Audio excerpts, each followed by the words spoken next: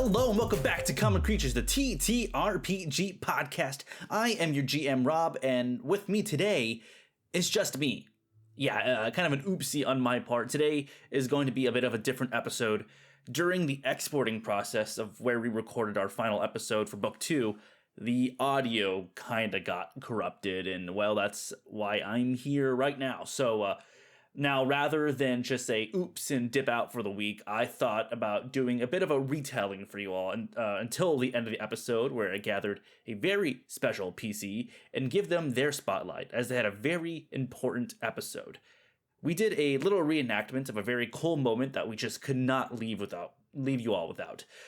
Also, stay tuned until after the reenactment, where we do a brief Book 2 retrospective and a talk about some of the big moments in this episode and the future of Common Creatures. So, without further ado, we present the end of Book 2 of Season of Ghosts in episode 32, titled, I Guess This Is Goodbye. We begin this episode where the last ended. The Common Creatures cleared up another shrine, and with the power inside of the ghostly monk Ji-Hu, she defeated the evil inside the monastery and pleaded with the Champions Four to seek the library to learn more secrets of the demise of their world. Then they make their way through the desecrated monastery until they find the destroyed library.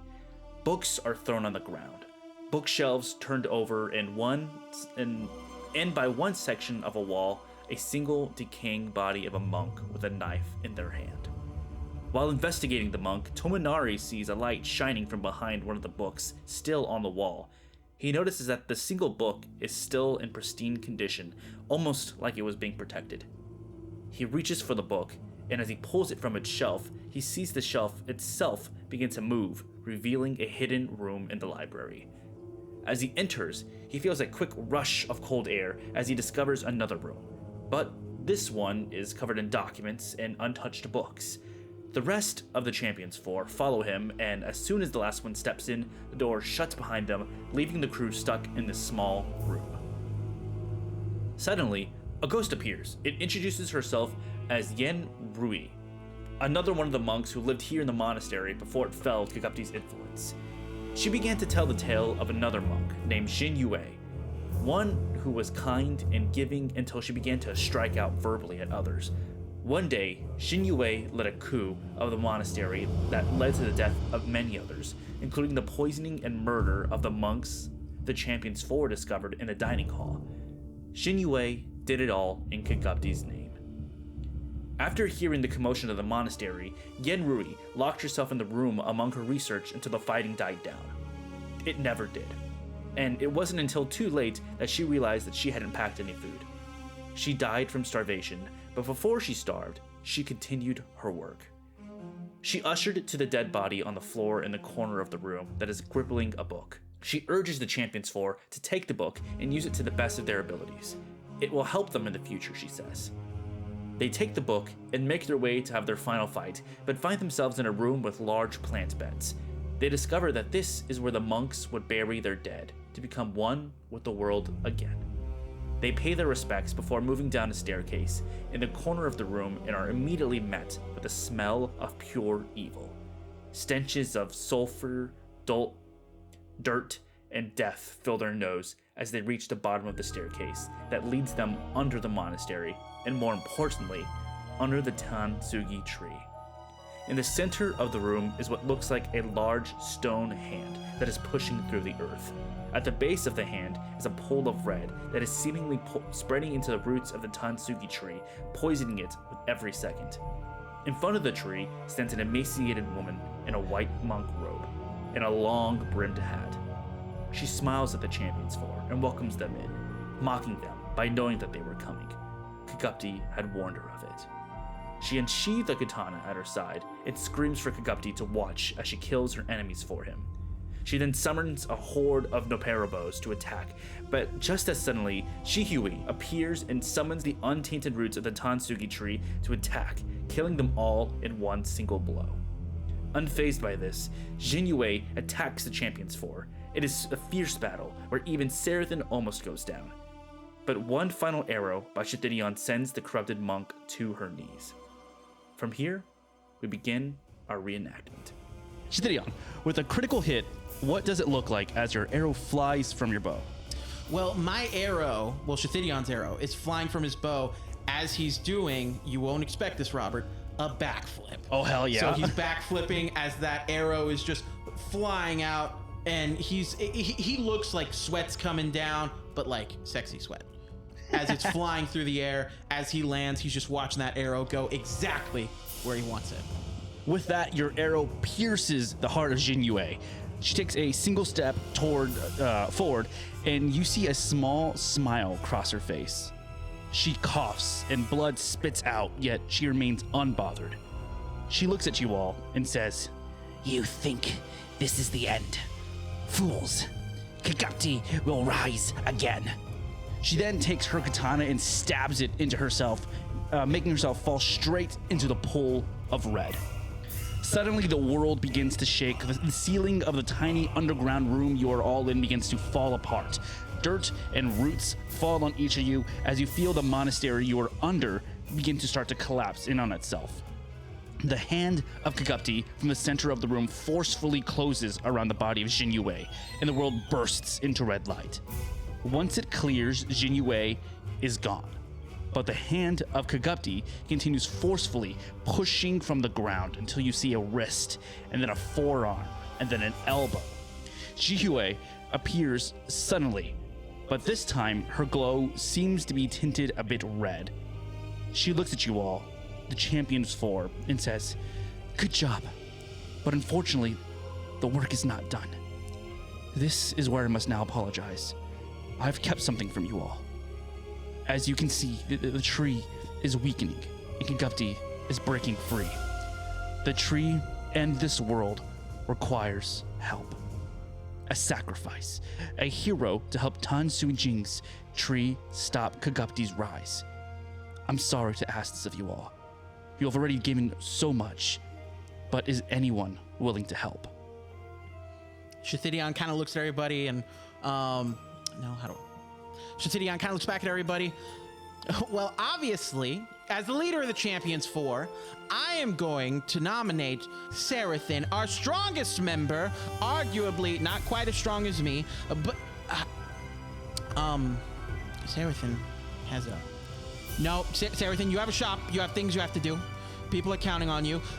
Gigi, I now nominate Gigi, our oldest member, our member that really, scares me. So I can see that I'm remembering now. Gigi's a very big pillar of the community. Tominari, he's lived a short life and really hasn't set roots anywhere. And I think this is the perfect opportunity for him to literally set root. Tommy's he's got a family.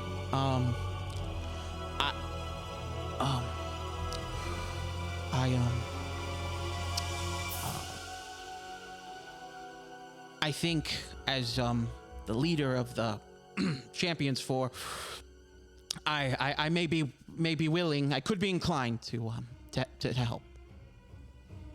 As you say this, Shathidion, you feel the roots of the tree begin to beckon you. Shathidion's looking at these roots as they're coming near him and almost feels like the warmth of a blanket. Almost like he all of a sudden has gotten really cold, and he knows touching this, being near it, will bring him, that warmth as he slowly inches closer. You pass by the rest of the Champions 4, and each of them give you eyes of unsureness, uncertainty. Tominari even tries to grab at you. But as you reach the roots, you touch it. You begin to feel that warmth spread through your body. It starts in your fingertips, then it climbs up your arm until it reaches your chest, and then your vision becomes white. Suddenly, you see a woman standing in front of you. She wears a bloodied robe. It has a long brimmed hat, and on her side is a long, slender katana. This is Tan Suijing, the original hero of Willowshore. She smiles at you and says, Thank you, brave one. Now come. We have work to do. She extends her hand. And do you take it? Shithidion kind of looks back and he can't see the Champions 4 anymore, but he feels them. And he turns around and he said, "This a woman?" This woman. This woman? Okay. Shithidion kind of looks behind him. He can't see the Champions 4 anymore, but he feels them. And he kind of has a moment of knowing that this is okay. And this is exactly where he wants to be, where he needs to be. He turns around and he extends his hand and he says, "I'm with you, sister."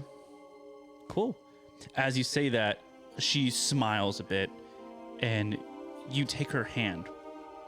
And as you take her hand, you are wished back to the banks of the Sabo River, back in Willowshore. There you see a woman standing on the bank, and she's skipping rocks until she feels your presence. She turns around, and you see your mother for the first time since she died. She smiles at you, a very worn smile, and she says, "Oh, my boy, you look so tired." I am tired. I don't think I realized how tired I was, because sometimes when you're with good friends, you don't think about how you feel. You're just excited to be there. But I feel tired. As you say that, her smile gets a little bit bigger, and she walks towards you, and she puts her hands around your head and brings your head closer to her chest and brings you into a warm hug. She says, "I'm so proud of you and the man you've become. But now it's time to rest. Will you come rest with me?" Shithidion almost pulls away from his mom a little bit so he can look at her directly in the face. And he says, "I'd like that a lot." She pulls away a little bit and grabs your hand and leads you into the bank of the Saber River. And as the camera kind of pulls away, we see Shithidion and his mom, step by step and hand, walk further and further away. From behind, we see them until the sun starts to blind the camera, and we see a silhouette of Shithidion and his mother fade away. Back in the monastery, the rest of the Champions 4 just see Shithidion walk up to the root and place his hand on it. What do you think they see in Shithidion's face as he places his hand on the root? I think that they see Shithidion finally, because Shithidion's a very closed off person. He doesn't show a lot of his true self. And I think as much as maybe, especially Tominari, because obviously he loves me, he's going to think about me forever and be upset. As much as they would like to stop Shithidion, I think there's a piece that he has, a assuredness that they've never quite seen before.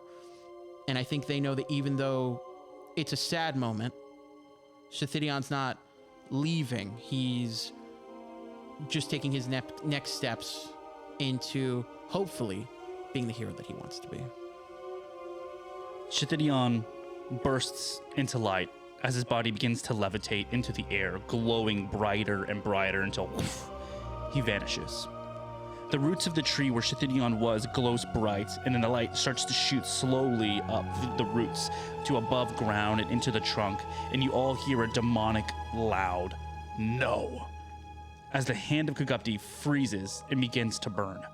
The room continues to fall apart, and Jihue looks at the remaining champions and says, Too much damage has been done. Flee now. Get to safety." With that, the Champions 4 race through the halls in the monastery as it falls around them until they finally reach the entrance. They turn around and see the monastery in ruins. But in the center, the Tansugi tree glows bright. Leaves from the tree become renewed and shine like little stars. As each of the Champions 4 stare at the remains, we see a single snowflake fall from the sky and land on Gigi's shoulder. Then another one on Seraphim. And finally, one more on Tominari. End of Book 2.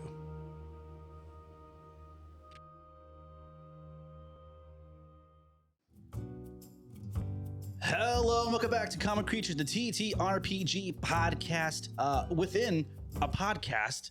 It's me again, GM Rob, and with me here today, we have the man, the myth, the legend, Shathidion, aka Mr. Alex.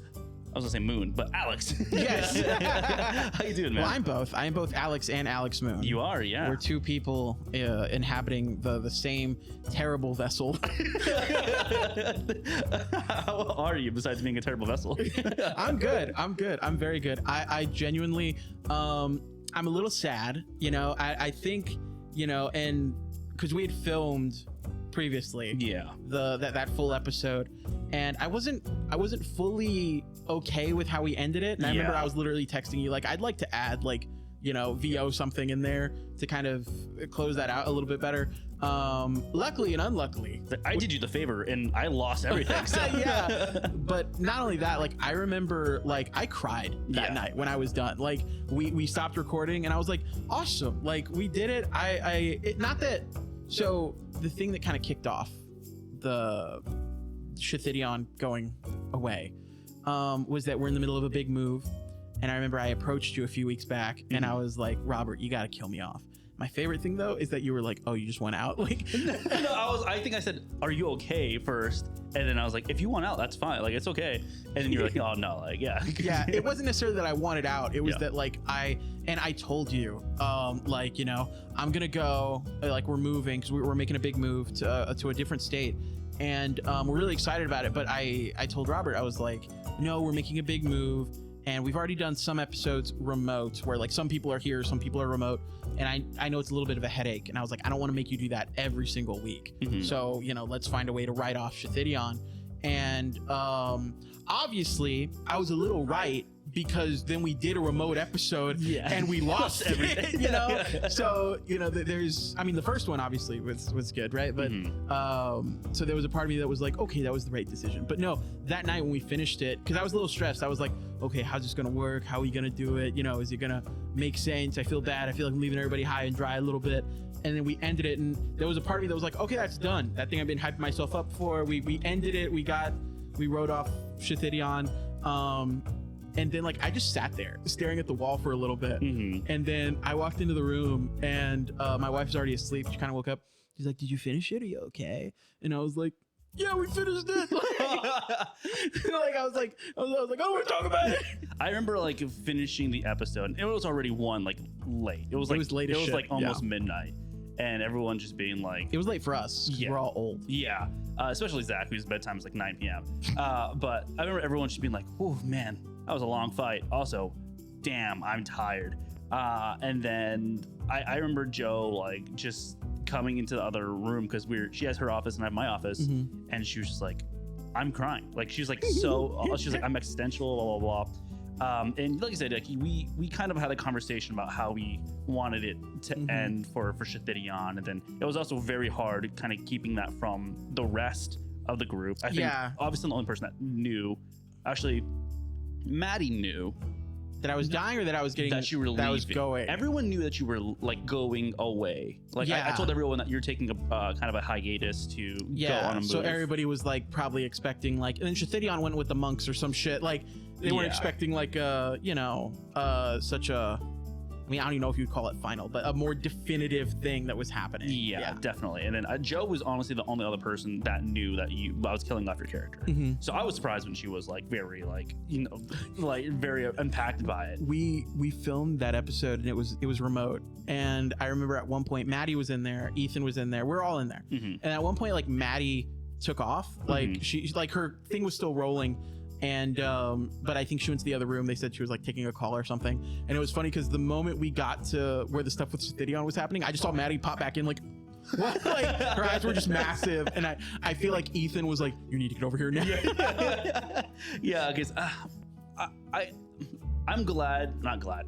I'm glad that we had this opportunity to kind of redo it because we, like I said, we kind of talked about it, but when it kind of got into the moment of it, it seemed like we were tired, and we were, you know, it happened very fast in the original recording. And I remember, you know, I had reached out to you before we found out everything was corrupted. Yeah. Which makes sense, the government and everything. But Exactly. Yeah. no, I'd reached out, and because I was thinking about it, and I literally what I texted Robert was. This is my opportunity where when you leave a fight and you think of the things that you could have said after, I was like, this is my moment to do it in real life.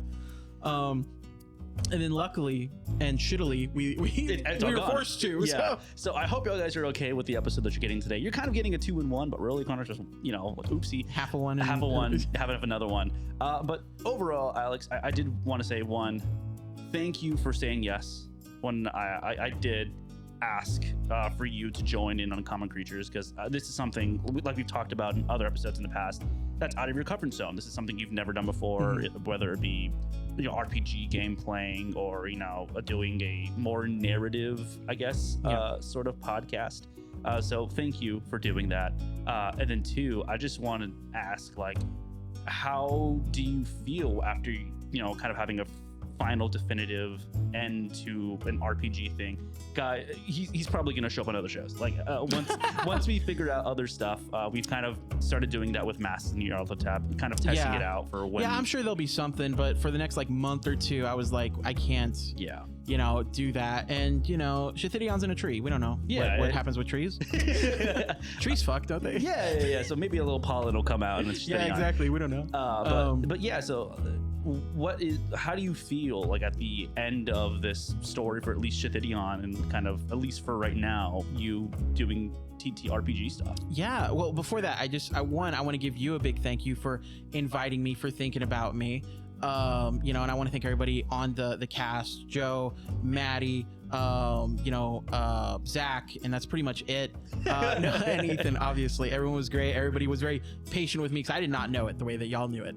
And you were also very gracious when my fucking computer wasn't working. And I'd be like, Robert, I need you to roll for me. I need you to do this. So thank you very, very much for all that. And a huge thank you, and probably my biggest thank you that I have to give, like from the bottom of my heart, thank you so much, Tyler, for not being available. It was not Tyler. Who was it? I thought it was Tyler.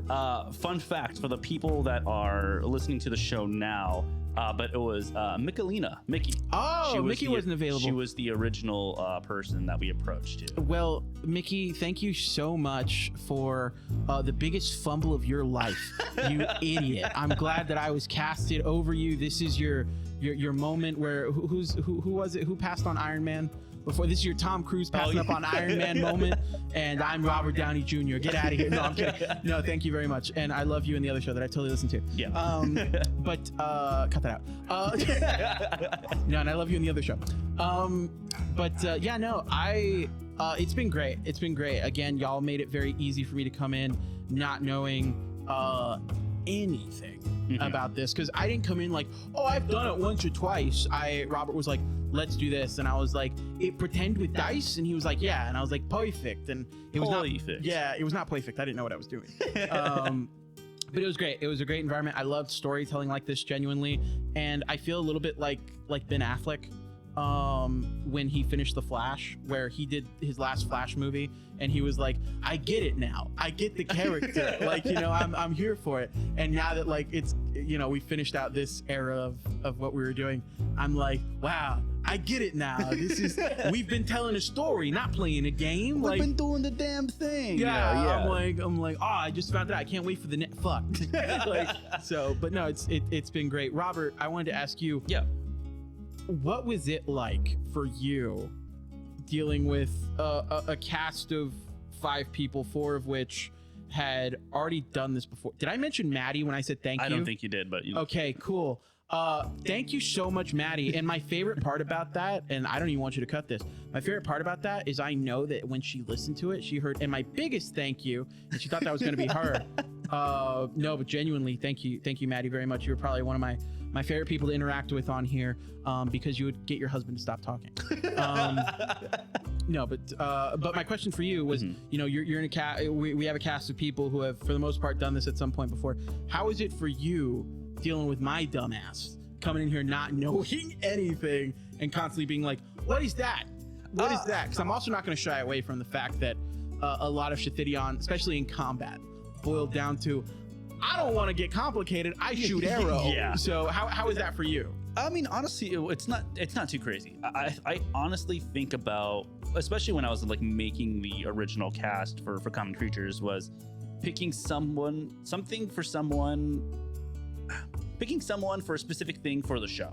So like for sure for like Zach, I was like, he's a metagamer. He's gonna know like how to play the game. He's gonna be like the real big gaming gamer of the table. For Joe, I was like, okay, she knows how to manage people, so people start to get off, and she's done this very well. She has. Yeah, very much. I'm like, okay, guys, let's get back on topic or whatever. Especially with me and Ethan, because we will fucking just talk Yes. and go. We will talk the show into a hole. Yeah. And Joe's all like, so then we. Yeah, well, that's what I'm saying. Well, like especially with like Ethan, you know, it's kind of a mix of both. I would call him like an all-rounder where he knows the game. And especially now, we filmed like 2 more episodes, and he was like, I was missing 6 spells. I'm like, you motherfucker. And then also with like, he's a great role player. He's like an actor, you know, he does, I'm not going to say what he does for work, but he does front-facing stuff for work. And then like for yourself, I was like, when I specifically picked you, because I mean, there's definitely like, you know, other things that could have gone around there. When I picked you, I was like, he's going to be a storyteller. I remember us being in school together, and no matter what we were doing, we were either filming little YouTube videos. You might be able to find them if you want to. Literally, I was talking to my wife about them today. Yeah. And some of them are on PC. I got to take them down. Yeah. So if you find them before he takes them down, well, there you go. But yeah, so we filmed YouTube videos. We would write together. We would, you know, do shows together and such. So I always knew that no matter what I do creatively, I want you involved because yours is a creative voice that I appreciate. So You're gonna make me cry, you stupid asshole. well, because I mean, like, I think where I get way too much into my head about stories, I feel like having you at the table is great because it's like I can throw the most wildest thing out there, and you're like, how can I make this not so boring? 1 or 2, like I can bring it down just a little bit to make it more realistic and interesting listening. I feel like I do enjoy the yes and aspect. Like I'm very much like, you throw it out, we'll do it, because like some of my favorite things that we've done at all with Common Creatures was the like the burgle stuff. Yes. And just that being a fight to like, I want to tie him up and take him with me, and that turning into a whole other separate thing that is wild. And you know, I always listen to every episode, as I've said. Yes, every obviously, single biggest episode I fan. listen to. If we got streaming numbers, it's all me. I go to Nigeria and I listen from there to keep the numbers up. But I'm the most interested and excited to now listen to it, because I honestly want to know what's going to go on with the burgle stuff. I'm excited for that. I'm excited that you're to say that, to hear you say that. But yeah, no, definitely. I think having you, going back to your question about, you know, having you at the table, I never really worried about the gameplay aspect from you, because once you said, I want to be a ranger, I'm like, easy. Like that's like, cool. You're not going to be. And you mapped it out to me like that too. Yes. You were like, here's what this one does. Here's what and your voice was kind of like, and Ranger has a bow and arrow. And I was like, that one. Yeah, I think we were like, what do you want to play? And you're like, I want to be Skyrim Stealth Archer. I'm like, cool, Ranger, easy. Yeah. Done. We'll do just anything we can do to pump damage coming out of you, we'll do that. And then, of course, we introduced a Barry and stuff. But like, that's what I'm saying, that like having you at the table, I think helped define what Common Creatures is now going forward, to where now it is, we are, of course, storytelling focused, but it is that, hey, let's have fun and do whatever. I think when Common Creatures became Common Creatures was when you made the choice to bring Burgle with us. You know, I definitely agree, because I feel like not only, and it wasn't just the Burgle decision, it was that I feel like when that happened, it just lined up where when that happened, everyone also got the most comfortable with everything. And then that's where everyone did start kind of adding in more stuff story-wise, because you definitely, and you said this before, you had us on a track. Yeah. You know, we were more... It was very railroady in the beginning. Yeah, we were an on-rail shooter, and then we got to a point where we went like, oh, actually, this is Skyrim. This is Fallout. We can do whatever we want. And, you know, and my favorite part was when we would do whatever we wanted. And by the end of it, I could tell you had like 3 other things we should have done. And then we didn't do anything because we got hyper-focused on one specific some thing. dumb shit. Yeah. Yeah. But yeah, like I said, I'm going to miss you at the table. and you're not dying. If people don't know, we have a sister show to hear on the Common Creatures Network, Common Creatures Productions. There we go. We have. Doesn't even know the name of it. I don't even know the name of it. It is the Geek Day podcast. We do it every Thursday. Wink, wink. For the most part, we try to do it's it. live streamed and Yes. stuff. But honestly, I'm also really excited about this this move that we're doing because I get to focus a little more on content when I'm making this move, and I'm excited to continue doing that with you as well. Absolutely. So yeah. I can put more into that. Yes. It's my big thing. So definitely check us out over there. You'll be able to hear his voice amazingly over there as well as we're going to be continuing to do one shots. I announced for our 1 year thing. This is coming out this Friday. So we are continuously looking at doing some other one shots and other systems. And once Alex settles up in the grand old city name, I'm not going to say it because I don't know if I want to dox you. I mean, we're gonna go to Chicago. That's That's fine. cool. There we go. Okay. Yeah, okay. Chicago is such like a general thing. Like Yeah. I don't know. I'm not. So the zip code. No, I'm kidding. Yeah, the exact yeah. address is. Yeah. So we're probably gonna have Alex on some of those shows as well. So like I said, he's not dying. Just not one with Joseph, man. Oh, okay, cool. I'll make sure not to Or let him- Spencer. Or Spencer. Gosh.